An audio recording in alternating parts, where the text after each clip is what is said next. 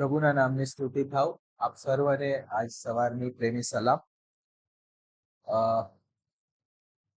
મારો નવો જન્મ લગભગ 8-8.5 વર્ષ પહેલા જ્યારે થયો ત્યારે મને અમુક લોકો મારફતે એવું કહેવામાં આવેલું કે માણસનો સ્વભાવ તો ના જ બદલાય. સ્ટેટમેન્ટ આવું હતું, માણસનો સ્વભાવ તો ના જ બદલાય. દુઃખની બાબત એ હતી કે લોકો પણ ખ્રિસ્તી કેવડાવતા. પણ પ્રભુનું વચન આપણને કંઈક આ પ્રમાણે શીખવે છે અને હું આ બાબત ઉપર વિશ્વાસ કરવા લાગ્યો, જેમ પ્રભુએ મને દયા અને કૃપા આપી તેમ. 2 કોરિન્થીઓ તેનો 5મો અધ્યાય અને તેની 17મી કલમ. માટે જો કોઈ માણસ ખ્રિસ્તમાં છે તો તે નવી ઉત્પત્તિ છે, જે જૂનું હતું તે સર્વ જતું રહ્યું છે, જુઓ તે નવું થયું છે. આ જૂનું અને જે નવું છે એ વ્યક્તિનો સ્વભાવ છે. આપણે જન્મથી જ આદમનો સ્વભાવ લઈને જન્મેલા છે અને હવે જે નવો સ્વભાવ, ઈશ્વરીય સ્વભાવ, એ જે કોઈ રીતે મને મળે તો એ ખ્રિસ્તમાં મળે. વચન આપણને આવું શીખવે છે. જગતની જે પ્રણાલી છે, જગતનો જે વિશ્વાસ છે અથવા જે એમની માન્યતા છે કે સ્વભાવ ના બદલાય, એ બાબત સાચી છે જો એ વ્યક્તિ ખ્રિસ્તમાં ના આવે તો. એટલે એ લોકો ખોટા છે એવું નથી કહેતો, એમની સમજણ પ્રમાણે બરોબર સ્ટેટમેન્ટ છે. પણ જો આપણે ખ્રિસ્તી કેવડાવીએ છીએ તો આપણે આ ખ્રિસ્તમાં આપણી પાસે જે આ એક જર્ની બિગિન થાય છે, આદમથી શરૂ થાય છે, પ્રભુ ઈસુ ખ્રિસ્ત જેવા બનવાને માટે જૂનું થી શરૂ થાય છે, નવું બનવાને માટે ત્યાં આપણે આપણું દરરોજ મૂલ્યાંકન કરી શકીએ. આપણે દરરોજ પોતાને ચકાસી શકીએ એ કેટલું જરૂરનું છે, કેટલું આવશ્યક છે, તે બાબત બહુ જ જરૂરી છે. આ એક વચન છે, પ્રોમિસ છે. જો પ્રભુ ઈસુ ખ્રિસ્તમાં છે તો આવું થાય. એની સાથે એક આજ્ઞા પણ આપવામાં આવી છે, તે આપણે વાંચીશું એફએસસી 4:22. જૂનું માણસપણું દૂર કરો. આ આજ્ઞા કરવામાં છે. જ્યારે લખ્યું છે કરો, ધેટ મીન્સ કંઈક બાબત છે કે જે આપણને કહેવામાં આવી છે. આગલી વર્તણૂકનું જૂનું માણસપણું એટલે સ્વભાવ કે માણસપણું બંને એક સમાનાર્થી આપણને ખ્યાલ આવે. ખ્રિસ્તી વ્યક્તિ જે નવો જન્મ પામ્યો હોય એનું જીવન કેવળ પોતાની કુટેવોમાંથી બાહ્ય પ્રયત્નો મારફતે છુટકારો મેળવવા સુધી સીમિત નથી. જો કોઈ ખ્રિસ્તી વ્યક્તિ જે નવો જન્મ પામેલા અનુભવમાં હોય તો તેનું જે જીવન છે એ કેવળ પોતાની કુટેવો, જે ખરાબ આદતો છે, તેને બાહ્ય પ્રયત્નો દ્વારા છુટકારો મેળવી દેવાથી પતી નથી જતું.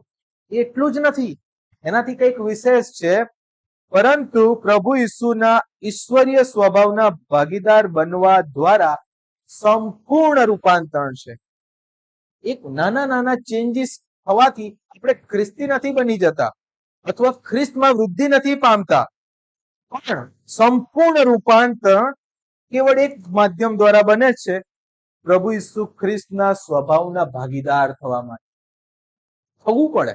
આપણે થઈ શકીએ છીએ. પ્રભુનું આમંત્રણ છે આપણને કે આપણે ઈશ્વરીય સ્વભાવના ભાગીદાર થઈએ.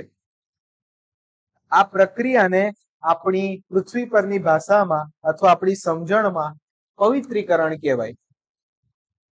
જો તમે પવિત્રીકરણની એકદમ સામાન્ય લેમેન લેંગ્વેજમાં જો કોઈ ભાષાંતર અથવા વ્યાખ્યા આપી શકો તો એને પવિત્રીકરણ આ પ્રકારે કહેવાય કે હું ખાલી થોડો બદલાવ મારા એફર્ટથી. ફોર એક્ઝામ્પલ, મને મોબાઈલ જોવાની આદત પડી ગઈ હોય, જે કુટેવ છે, સ્ક્રીન ટાઈમ મારો 8-10 કલાક હોય, અને મારે જો એની ઉપર કંટ્રોલ, નિયમન લેવું હોય, બાહ્ય મેથડ મોબાઈલ પોતે જ એક સુવિધા પૂરી પાડે છે, સેટિંગ, કે તમારો સ્ક્રીન ટાઈમ કંટ્રોલ કરી દો એટલે ઓટોમેટિક સ્ક્રીન બંધ થઈ જાય, લોક થઈ જાય. આ બાબતને વધારે સારી રીતે સમજવા માટે પણ પ્રભુ જ્યારે મારી અંદર એ બાબતનું કન્વિક્શન લાવે કે આ તું ખોટી બાબત છે, તારા 8 કલાક તું ખોટી જગ્યાએ ઇન્વેસ્ટ કરું છું, તારે એ સમય બાઇબલ વાંચવામાં વિતાવવો જોઈએ, તારે બીજા કાર્યોમાં કરવો જોઈએ, તારા પરિવારને આપવો જોઈએ, બધી બહુ બધી બાબત. આ અંદરનું કામ છે. એક બાહ્ય મેથડ કે જ્યાં સેટિંગ ઓન કરી દો અને 8 કલાકમાંથી ધીમે ધીમે 6 કલાક પર આવો, 4 કલાક પર આવો, 2 કલાક પર આવો. આ એક બાહ્ય મિકેનિઝમ. પણ એક અંદરની બાબત જ્યાં પ્રભુ આપણને એના માટે આપણી અંદર એવી ઈચ્છા મૂકે, આપણને આપણી એ દુર્ગુણ વિશે સભાનતામાં લાવે, ને આ પ્રભુનું કામ છે. તો હું એવું માનું છું કે જે બાહ્ય મેથડ છે ને એ પરમનન્ટ નથી, ટેમ્પરરી છે. એ મને બાહ્ય રીતે હું કાળો હોય અને હું બાહ્ય રીતે એક પાવડર ચોપડું પોતાના મોઢા ઉપર, એના જેવું છે. શું એનાથી મારી કાળાશ દૂર થઈ જશે? નહીં થાય. પણ આ પ્રભુનું કામ જે અંદરથી બિગિન થાય અને મને બાહ્ય રીતે ચેન્જ લાવી દે. કેવું ચેન્જ? સામાન્ય ચેન્જ નહીં, સંપૂર્ણ રૂપાંતરણ. અને આના માટે આપણને પ્રભુએ પસંદ કરેલા છે. તો રોમનોના પત્ર 8મા અધ્યાયમાં આપણે આવીશું. ખ્રિસ્તી જીવન આપણને શેના માટે મળેલું છે તેનું એક જ આપણે જો કલમથી અગર શીખી શકીએ તો આ બહુ અદ્ભુત કલમ છે. તેની 29મી કલમ, રોમનોને પત્ર તેનો 8મો અધ્યાય અને તેની 29મી કલમ. જેઓ ઈશ્વર ઉપર પ્રેમ કરે છે અને જેઓને તેમણે પોતાના ઈરાદા અનુસાર આમંત્રણ આપ્યું છે, તેમનું બધી બાબતોમાં ઈશ્વર એકંદરે સારું જ કરે છે. સોરી, મેં 28મી કલમ એટલા માટે વાંચી કેમ કે આખી 29મી કલમનો આધાર અથવા જે કનેક્શન છે એ 28મી કલમમાં છે. સૌ પ્રથમ ઈશ્વર પોતે પ્રેમ કરે છે અને જેવો ઈશ્વર ઉપર પ્રેમ કરે છે તેના માટે ઈશ્વર કંઈક ઈરાદા રાખે છે અને એને આમંત્રણ આપવામાં આવેલું, બધાને નહીં. બહુ જાણવું બહુ જરૂરી છે. ઈશ્વર જેને પ્રેમ કરે છે અને જેઓ રિટર્નમાં ઈશ્વરને પ્રેમ કરે છે, જેમ આપણે સ્તુતિના સંદેશમાં જોઈ ગયા કે આપણે પ્રેમે કરીને આપણે વળગી રહીએ છીએ અને ઈશ્વરનો પીછો કરીએ છીએ. એ બાબત પ્રેમ આવે એટલે ત્યાં આગળ એક બહુ બાબતો અલગ થઈ જાય. જેમ આપણે ચારણાની અંદર ઘઉં ચારીએ અને કાકરી નીચે પડી જાય, ઘઉં ઉપર રહી જાય, અથવા ચોખા જે બી તમે માનો, એવી રીતે પ્રેમ આવે ત્યાં આગળ સ્વાર્થ હોય ને એ બધો નીચે પડી જાય. મને કંઈક જોઈએ, જેમ ભાઈ બહુ સરસ આપણને સમજાવ્યું. એટલે એ પ્રેમ, નિસ્વાર્થ પ્રેમ, બિનશરતી પ્રેમ, પ્રભુનો અગાપે પ્રેમ, આ પ્રેમ જે પ્રભુ આપણને કરે છે અને એવો જ પ્રેમ જ્યારે પ્રભુ આપણાની અંદર પણ ઉત્પન્ન કરે પ્રભુ પ્રત્યે, ત્યારે આ જર્ની આપણી બિગિન થાય છે. એટલે ખ્રિસ્તી જીવન એ હોસ્પિટલમાં જન્મ લેવાથી નથી પ્રાપ્ત થતું. ખ્રિસ્તી જીવનની શરૂઆત વધસ્તંભ આગળ થાય છે અને એનો અંત પણ વધસ્તંભ આગળ જ આવે છે. એટલે આપણે ગીત તો ગાઈએ છીએ પણ વધસ્તંભને આપણા જીવનમાં કાર્ય કરવાને માટે આપણે તક આપતા નથી હોતા. જો વધસ્તંભનું કાર્ય મારા જીવનમાં ઊંડું અને ઘેરું ઈશ્વર દ્વારા કરવામાં આવે તો હું આ જર્નીમાં આગળ વધી શકું. એટલે આદમના સ્વભાવથી ઈસુ ખ્રિસ્તના સ્વભાવ તરફનું જે મંડાણ છે, જે જર્ની છે, જે પૃથ્વી પરની મારી વાસ્તવિક યાત્રા છે, તેની અંદર હું આગળ વધી શકું.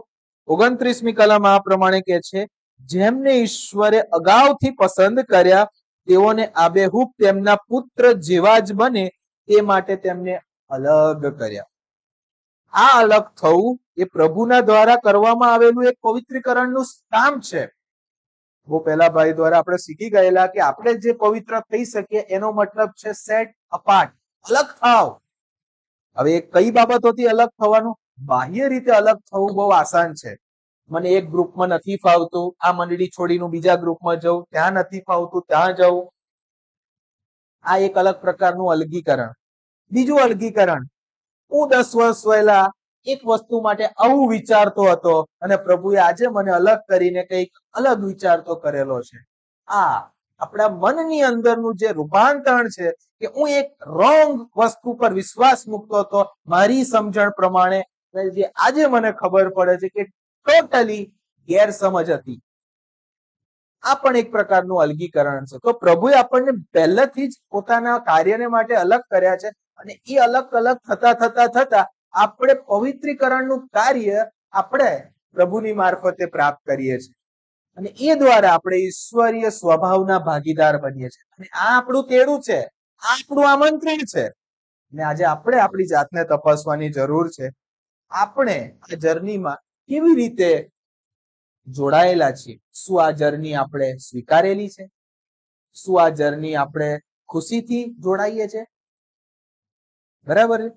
અને આ બહુ મહત્વની બાબત છે, જેથી ઈશ્વર પુત્ર ઘણા ભાઈઓમાં સૌથી મોટા થાય. આપણે એકબીજાને બ્રધર્સ કેવડાવીએ છીએ, બ્રધર્સ ઇન ક્રાઇસ્ટ, અથવા આપણે બીજા શબ્દમાં કહીએ તો younger brother's of Christ. A brother નું ફૂલ ફોર્મ આપણે આ રીતે કહીએ કે ઈસુના નાના ભાઈ. જેમ કે હું ભાઈ આનંદને કહું તો હું એ રીતે કહું છું, ઈસુના નાના ભાઈ આનંદ. એ રીતે ખ્યાલ આવ્યો તમને? તો અહીંયા જ્યેષ્ઠ ભાઈ એટલે પ્રભુ ઈસુ ખ્રિસ્ત મોટા થાય, સૌથી મોટા. અને આનું સૌથી મોટા એનું કારણ એ છે કે આ પૃથ્વી પર આવું કોઈ કરતું જ નતું. પહેલા એવા વ્યક્તિ પૃથ્વી પર માણસ સ્વરૂપમાં પ્રભુ પોતે આવીને એવું ઉદાહરણ આપ્યું, નમૂનો આપ્યો કે આ રીતે કાર્ય થાય.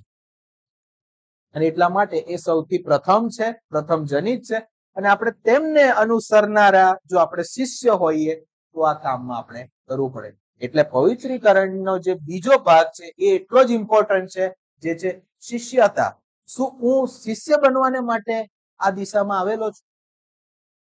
પ્રભુએ મને તારણ આપ્યું, પણ હવે પસંદગી મારે કરવાની છે કે પવિત્રીકરણની જે પ્રક્રિયા છે, જે શિષ્યતાની મારફતે આગળ વધે છે, જે પ્રભુ મારા જીવનમાં વધસ્તંભનું ઊંડું અને ઘેરું કામ કરી શકે, જેથી હું ઈશ્વરીય સ્વભાવનો ભાગીદાર થઉં, એના માટે મેં શું આગળ આવેલો છું?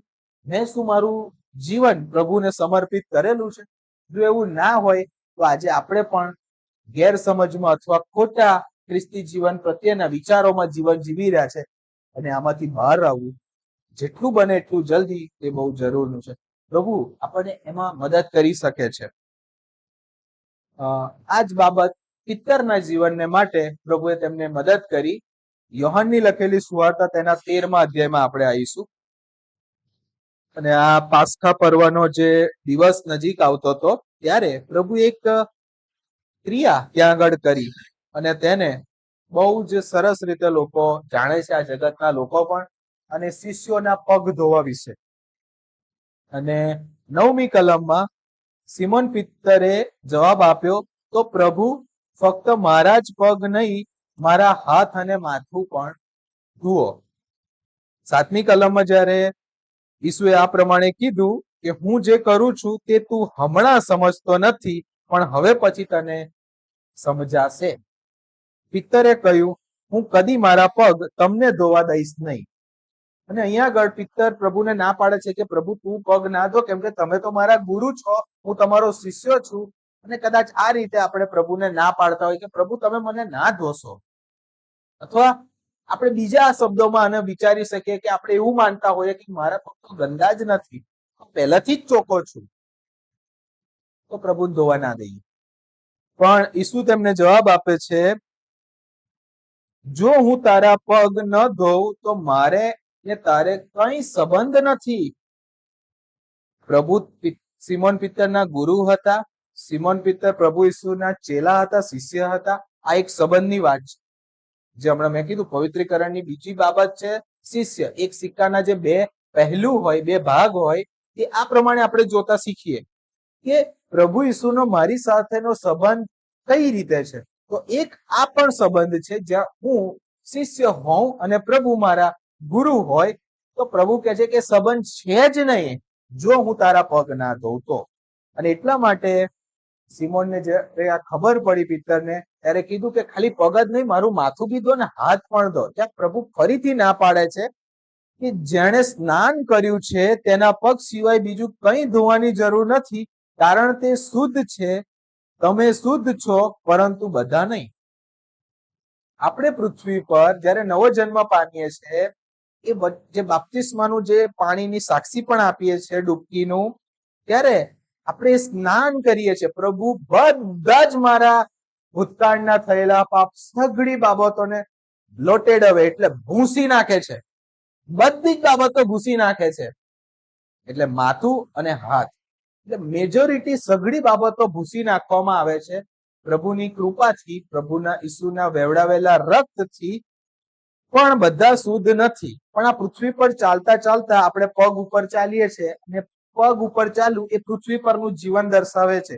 એટલે આપણે ઠોકર ખાઈ શકીએ છીએ, આપણા પગ મેલા થાય છે અને પ્રભુ કહે છે મારે તારા પગ ધોવા જોઈએ.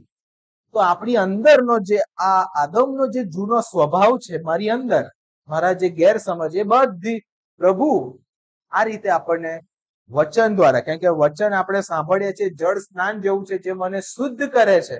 તમે જે વચન સાંભળો છો એ વચન સાંભળવાથી આપણી અંદર એ શુદ્ધિકરણનું કાર્ય થાય છે. અને એટલા માટે વચન સાંભળવું બહુ જ જરૂરી છે.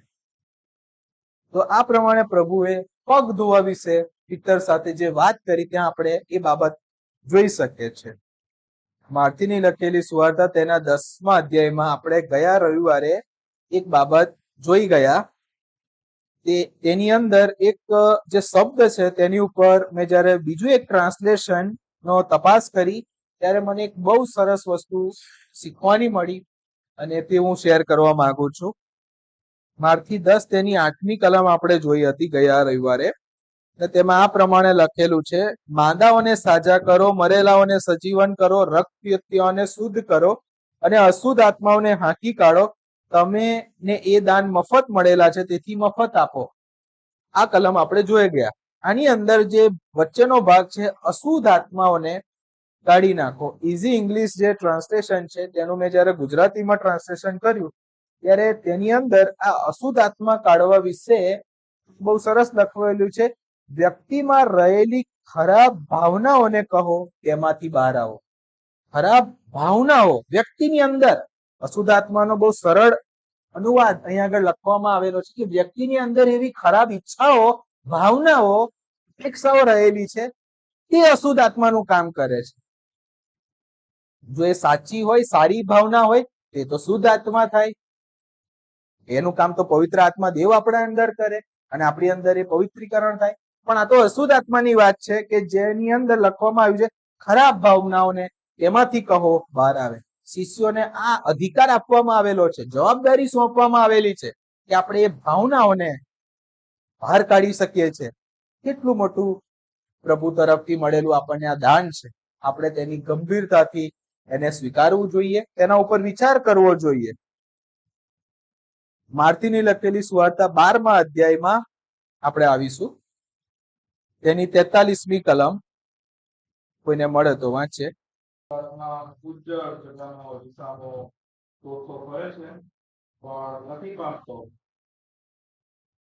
ઓકે, આગળ 45 સુધી વાંચો. ત્યારે તે કહે છે કે જે ઘર તેમને હું પાછો જઈ અને જ્યારે તે આવે છે ત્યારે વ્યવસ્થિત તે તેને જુએ છે. પછી જઈને પોતા કરતા ઊંડા બીજા 7 આત્માઓને તે પોતાની સાથે રહેતો આવે છે અને તેઓ તેમાં બેસીને ત્યાં રહે છે અને તે માણસની પાછલી અવસ્થા પહેલીના કરતા ભૂલી થાય છે, તેમ આ દુષ્ટ પેઢીની પણ થશે. માર્થીની લખેલી સુવાર્તા 10મા અધ્યાયમાં જે આપણે જોયું, જે અધિકાર આપવામાં આવ્યો છે ત્યાં આપણે અશુદ્ધ આત્મા કાઢવા વિશેની થોડીક વ્યાખ્યા સમજ્યા કે વ્યક્તિમાં રહેલી ખરાબ ભાવનાઓ, આ અશુદ્ધ આત્મા અને જ્યારે કાઢવામાં આવે છે ત્યારે શું બને છે. તો મેસેજ ટ્રાન્સલેશનમાં જ્યારે હું વાંચતો હતો ત્યારે એની અંદર બહુ સરસ અહીંયા લખેલું છે, તમે શાંતિથી સાંભળજો. આ જ કલમને તમે કોરિલેટ કરી શકશો. જ્યારે કોઈ અશુદ્ધ આત્મા ને કોઈની પાસેથી હાંકી કાઢવામાં આવે છે ત્યારે તે રણદ્વીપમાંથી પસાર થઈને પાણીવાળી હરિયાળી ભૂમિની શોધમાં જાય છે. રણદ્વીપ, રણ પ્રદેશ, અને ઇંગ્લિશની અંદર એના માટે શબ્દ વાપરેલો છે ઓએસિસ. ઓએસિસ ની વ્યાખ્યા જયારે મેં જોઈ ત્યારે ખબર પડી કે રણદ્વીપ રેતીના રણમાં આવેલી પાણીવાળી હરિયાળી ભૂમિ. કેટલી માઇનોર હોય. તમે રેતી, જો તમે રણ પ્રદેશમાં જાઓ એવી જગ્યા મળવી કે જ્યાં પાણીવાળી હોય, હરિયાળી હોય, કંઈક ઉગેલું હોય, અસંભવ બાબત લાગે. કોઈકને મળી જાય તો કે નસીબની વાત છે, એવા શબ્દો બી બોલે એમ કે તમને મળી ગયું એમ. અશુદ્ધ આત્મા આવી બાબતોની શોધ કરતું હોય છે, એવું લખવામાં આવેલું છે. કોઈ બિન શંકાસ્પદ આત્મા એટલે દુષ્ટ બની શકે છે આ રીતે. જ્યારે તે કોઈને મળતું નથી ત્યારે તે કહે છે આવી જગ્યા એને મળતી નથી બહાર નીકળ્યા પછી. ત્યારે તે શું કહે છે? હું મારા જૂના ધામમાં પાછો જઈશ. જે વ્યક્તિમાંથી નીકળેલો એ વ્યક્તિમાં હું પાછો જઈશ. પાછા ફરતા તે વ્યક્તિને નિષ્કલંક પરંતુ ખાલી જુએ છે. દેવે આપણને શુદ્ધ કર્યા, પવિત્ર કર્યા, નિષ્કલંક કર્યા, પણ જે જગ્યા ખાલી હોય તો આ એના જેવું છે કે એક રાજા બીજા રાજ્ય ઉપર લડાઈ કરે, રાજા લડાઈ કરે, ત્યાંના રાજાને મારી નાખે, સૈન્યને હરાવી દે, પણ એ રાજગાદી જો ખાલી છોડી દેવામાં આવે તો કોઈ પણ એરો ગેરો વ્યક્તિ જઈને ત્યાં બેસી જશે. શું એ રીતે રાજા બનાય? આ અશુદ્ધ આત્માઓની ભાવનાઓનું કંઈક આવું જ છે. પ્રભુ એક રાજા તરીકે આપણી અંદર કાર્ય કરે છે, આપણને તારણ આપીને આપણને આપણા સ્વભાવમાંથી છોડાવે છે, નવો જન્મનો અહેસાસ કરાવે છે. પણ આપણી અંદર જે રાજગાદી છે જો એને ખાલી છોડી દેવામાં આવે તો પેલા પાછા આવશે અને જોશે બુદ્ધિ ભાવનાઓ મસ્ત ચોખ્ખું થયેલું છે, પ્રભુએ કરેલું, નિષ્કલંક કરેલું છે, પણ જગ્યા ખાલી છે, લાઈ મને બેસી જવા. પાછું એકલો નહીં બેસે, અહીંયા લખ્યું 7 આત્માઓ. તે પછી તે બહાર નીકળી જાય છે અને તેના કરતા વધુ દુષ્ટ 7 અન્ય આત્માઓને ઘેરી લે છે અને તે બધા તે વ્યક્તિને ઉછાળીને અંદર જાય છે. જેમ તે પ્રથમ ક્યારેય સાફ ન થયો હોય તેમ તે વ્યક્તિ વધુ ખરાબ થાય છે. અહીંયા લખ્યું છે એ પ્રકારે પહેલાના કરતા વધારે વ્યક્તિ ખરાબ થાય છે, કેમ કે બીજા 7 આવી ગયા. 8 ગણું બની ગયું. પહેલા 1 ગણું હતું, એમાંથી પ્રભુ આપણને નિષ્કલંક કરે, બીજા 7 ભેગા થઈને 8 ગણું એ વ્યક્તિની દુર્દશા થઈ જાય છે. આજની પેઢી આ પ્રકારની છે. જે લોકો તારણ પામીને તારણને ગંભીરતાથી નથી લેતું અને પવિત્રીકરણ માટે, શિષ્ય બનવાને માટે પોતાને નથી સોંપતા, પ્રભુને નથી સોંપાતા, વધસ્તંભના કાર્યને નથી સોંપાતા, પોતાની જાતને વધસ્તંભ પર નથી ચડવાને માટે તૈયાર થતા, એની દશા આવી થાય છે. કેમ કે તે રાજગાદી ખાલી છે હૃદયની.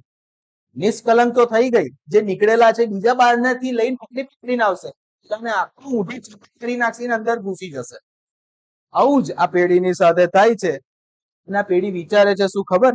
તેમને એવું લાગે છે કે તમે તમારા જીવનમાંથી કચરો, ગંદકી સાફ કરી લીધો છે અને ઈશ્વર માટે તૈયાર થઈ ગયા છો. એવા વ્યક્તિ એવું વિચારતા હોય કે બસ હવે હું તો શુદ્ધ થઈ ગયો છે, હવે હું તો ઈશ્વર માટે તૈયાર થઈ ગયો છું, મારી અંદરની બધી ગંદકી નીકળી ગઈ છે.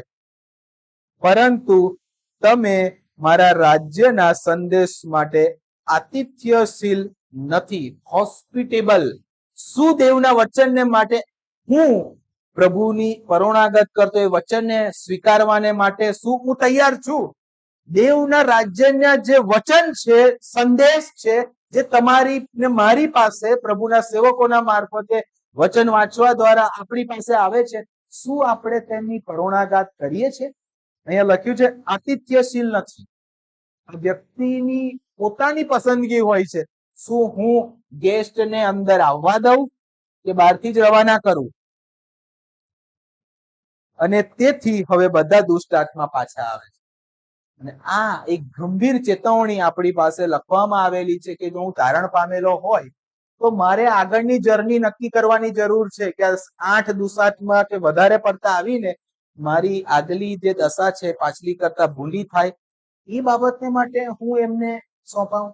રાજગાદી ખાલી ના હોવી જોઈએ. અને આજે આપણે આપણા હૃદયની રાજગાદી તપાસવી જોઈએ કે શું હું પોતે બેઠેલો છું, મારી લાગણીઓ બેઠેલી છે, મારી અપેક્ષાઓ બેઠેલી છે કે પ્રભુ? કેમ કે પ્રભુ આપણે જયારે કહીએ ત્યારે 2 શબ્દો છે, તારનાર અને પ્રભુ. પ્રભુ તારી તો શકે છે, પણ પ્રભુ એ આપણે ખુદને આપણે બનાવવા પડે.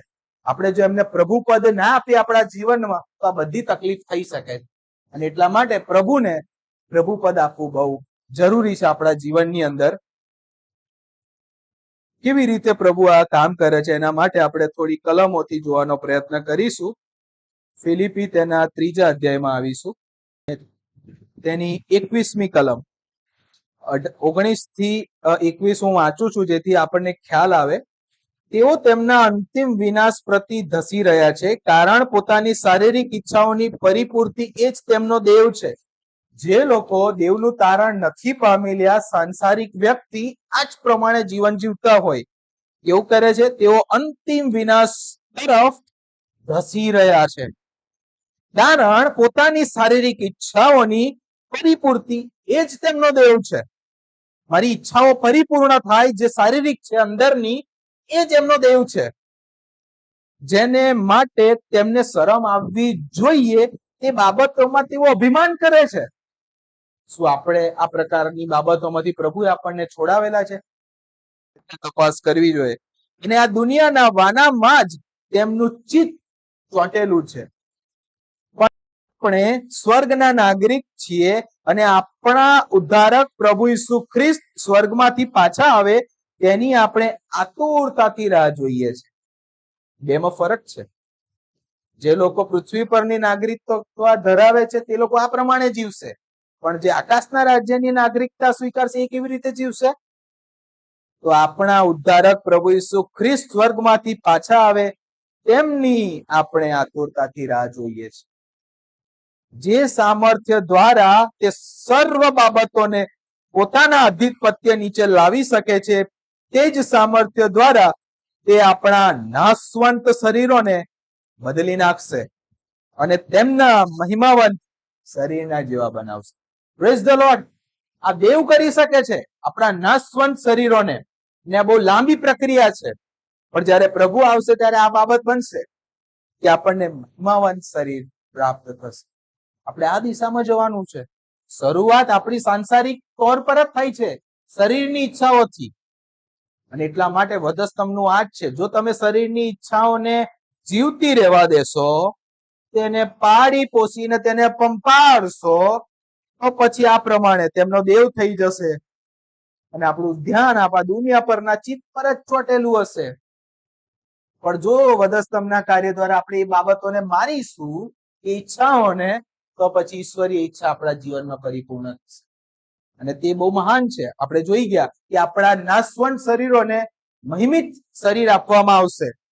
બીજી જ આના જેવી જ એક કલમ છે જે આપણે જોઈશું, આખું એક બાબત. 2 કોરિન્થીનો 3 અધ્યાયમાં આવીશું, તેની 18મી કલમમાં. આપણે સર્વ ખુલ્લા ચહેરે પ્રભુના ગૌરવને અરીસાની માફક પ્રતિબિંબ કરીએ છીએ અને પ્રભુ પવિત્ર આત્મા પાસેથી આવતું એ જ ગૌરવ તેમની પ્રતિમામાં આપણું પરિવર્તન કરીને આપણને વિશેષ ગૌરવવાન બનાવે છે. આ જ પ્રક્રિયાની વાત અહીંયા કરવામાં આવેલી છે. પણ આપણે આની પહેલા જૂના કરારનો એક કિસ્સો જે મૂસાની મારફતે કરવામાં આવેલો એના વિશે ઉપર તમે વાંચજો.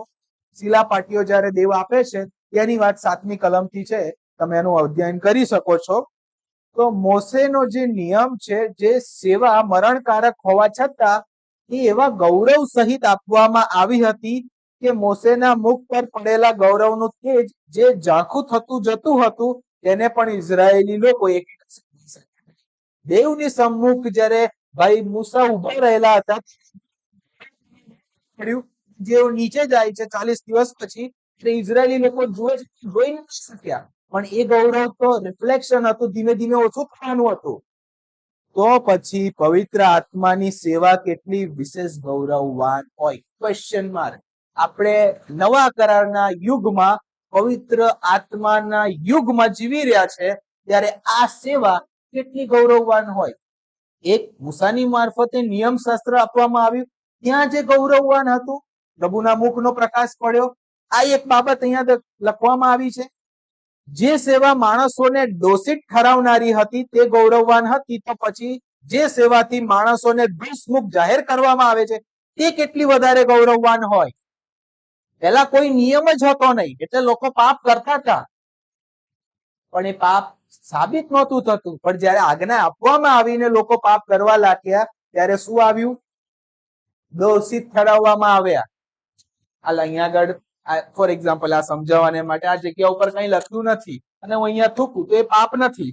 પણ અહીં લખી દેવામાં આવે કે અહીંયા જો થૂકશે એ ગંભીર ગુનો જ છે અને તમારે જેલ થઈ શકે છે, અને પછી હું અહીંયા થૂકું તો પછી મને જેલ થાય. સમજ પડી? આ બાબત આપવામાં આવેલી હતી આજ્ઞા સારી જ છે, પણ આના લીધે પણ પવિત્ર આત્માનું કામ જે છે તે માણસોને દોષમુક્ત જાહેર કરવામાં આવે છે. આ પવિત્ર આત્માનું કામ છે. આગળ વધતા ત્યાં લખવામાં આવ્યું છે 13મી કલમમાં, એ ઝાંખા થતા ક્ષણિક ગૌરવને ઇઝરાયેલીઓ ન જુએ તે માટે પડદાથી પોતાનું મુખ ઢાંકનાર મોસેના જેવા અમે નથી. પડદાથી મુખ ઢાંકવું પડતું હતું ત્યાં આગળ મૂસાએ. એનું કારણ એ હતું 14મી કલમમાં, તેમના મન બંધ હતા. બહુ ગંભીર બાબત છે આજે આપણા માટે. શું આપણે આપણું મન, આપણું અંતર્મન પ્રભુને માટે ખોલેલું છે? ઇઝરાયેલોનું મન બંધ હતું એટલે પડદો રાખવો પડતો હતો. ક્ષણિક જે પ્રકાશ હતો એને પણ એ લોકો સહન નતા કરી શકતા. અને આજે પણ જ્યારે તેઓ જૂના કરારના પુસ્તકોનું વાંચન કરે છે ત્યારે તેમના મન તે જ પડદાથી ઢંકાયેલા રહે છે. અહીંયા બહુ સરસ લખવામાં આવ્યું છે, ફક્ત ખ્રિસ્ત દ્વારા જ તે પડદો દૂર કરવામાં આવે છે. Praise the lord. આ એક ગૌરવ હતું જૂના કરારનું. નવા કરારનું જે ગૌરવ છે ઈસુ ખ્રિસ્તમાં, ને એ પડદો દૂર પણ પ્રભુ ઈસુ ખ્રિસ્ત કરે છે. અને આમ આપણા જીવનમાં એ પડદા પડેલી જગ્યાઓ હટાવવામાં આવે છે.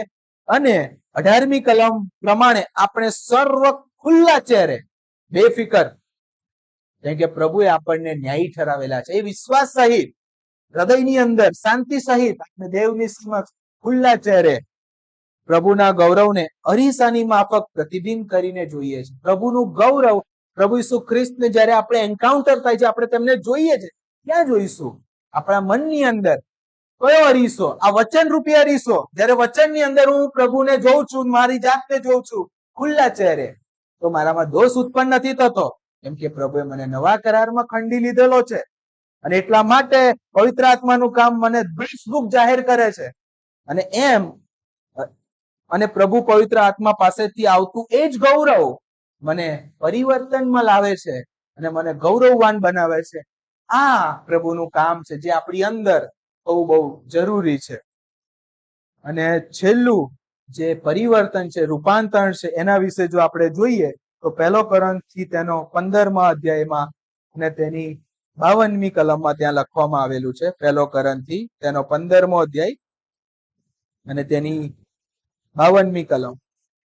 પણ જ્યારે છેલ્લું રણશીંગડું વાગશે ત્યારે એક જ ક્ષણમાં આંખના પલકારામાં આપણા બધાનું રૂપાંતર થઈ જશે. વિનાશીને અવિનાશીપણું ધારણ કરવું પડશે અને મર્ત્યને અમરત્વ ધારણ કરવું પડશે. આમ જ્યારે વિનાશી અવિનાશીપણું ધારણ કરશે અને મર્ત્ય અમરત્વ ધારણ કરશે ત્યારે ધર્મશાસ્ત્રમાં લખેલું સાચું ઠરશે, મરણ પર પૂરેપૂરો વિજય પ્રાપ્ત કરવામાં આવ્યો છે. હે મરણ, તારો વિજય ક્યાં? એ મરણ, તારા ડંખની તાકાત ક્યાં?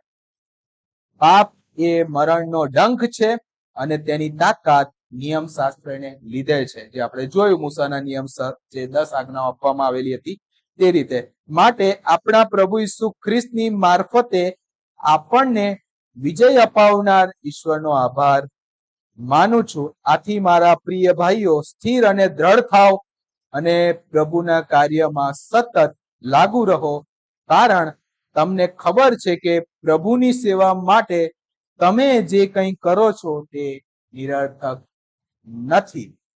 આમ પ્રભુના કાર્યમાં આપણે કેવી રીતે મંડ્યા રહીએ, આ જ પ્રક્રિયા છે. જો એ પાપ આપણી અંદર રહી જાય તો બહુ ગંભીર સમસ્યા ઉત્પન્ન થાય, પણ પ્રભુ એ પાપને કેવી રીતે રિમૂવ કરે છે, કેવી રીતે આપણને પવિત્રીકરણમાંથી પસાર થઈ જાય, લઈ જાય છે, એ બાબત બહુ જરૂરી છે. પ્રભુ આમ કરવામાં, સમજવામાં તમારી સહાય કરે.